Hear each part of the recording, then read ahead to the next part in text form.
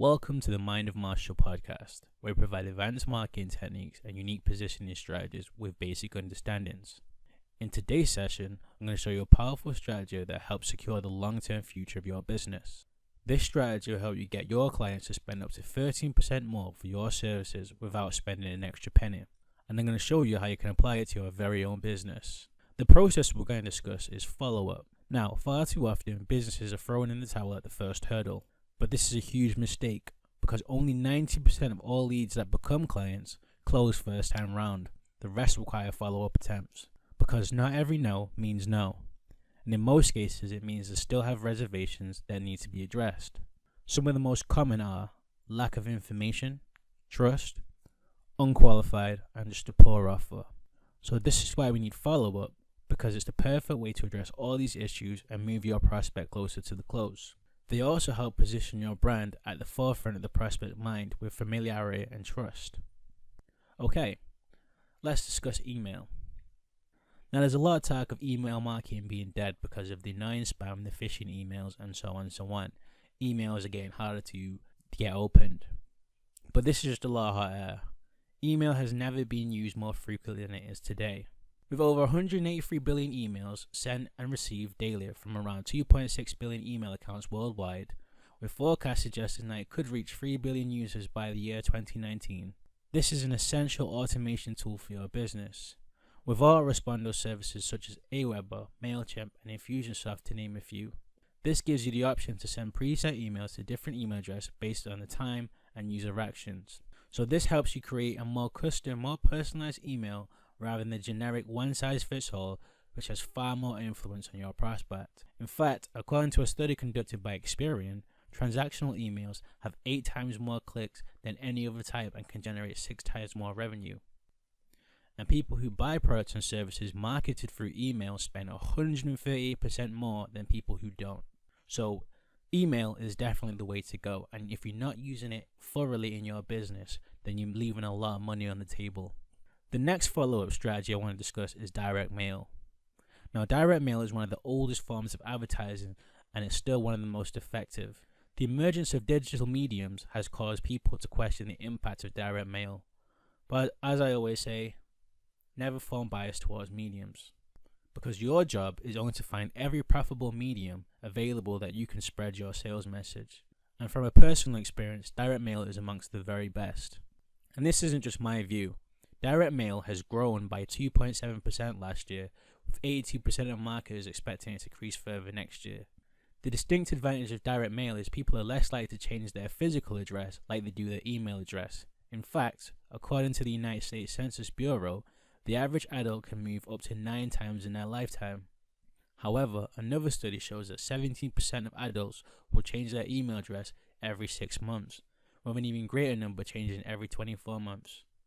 Now, with growing ad costs, you don't have the luxury of wasting leads, so you need to make sure you get the maximum value. Another advantage of direct mail is the performance amongst target audiences.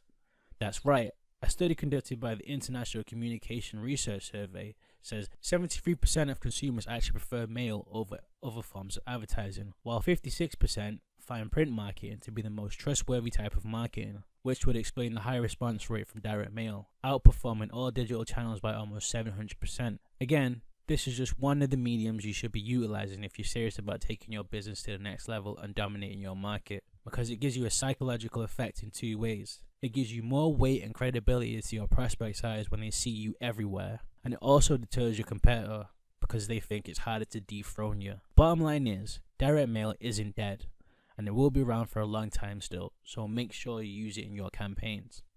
The next follow-up step I want to discuss is telephones. Now, this is one of the most common forms of marketing and advertising, and is one of the most ideal situations to be in, because you're in personal contact with the prospect and you have a great chance to move them closer to the sale.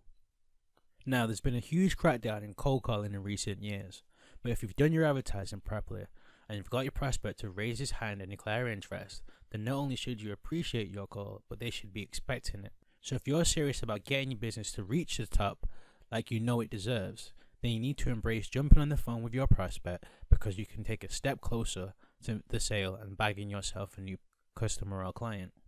Now, I know from personal experience, some of my clients have felt uncomfortable about being on the phone, but the truth is, it doesn't have to be a hypey, sleazy sales pitch or anything like that. This is more of a listening exercise and asking the right questions. I mean, your job is to influence the prospect to make the right decision, and if you've qualified the prospect, then they should have a need for your services.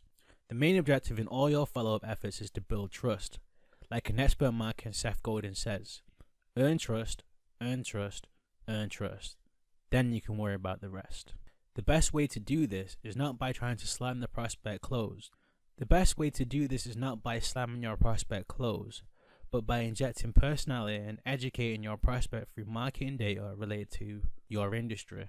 People always want to do business with the expert, and with higher level of risk in some industries, they like to be involved with someone who's competent and knows what he's doing. It builds a level of reassurance and lets them know that you're the best choice for the job. So it's critical when in personal contact with the prospect, whether it's on the phone or face to face, that you highlight these three things. You're an expert, you care, and you instill confidence that you can help. Now, this may be a long process because the average person isn't always ready to buy straight away.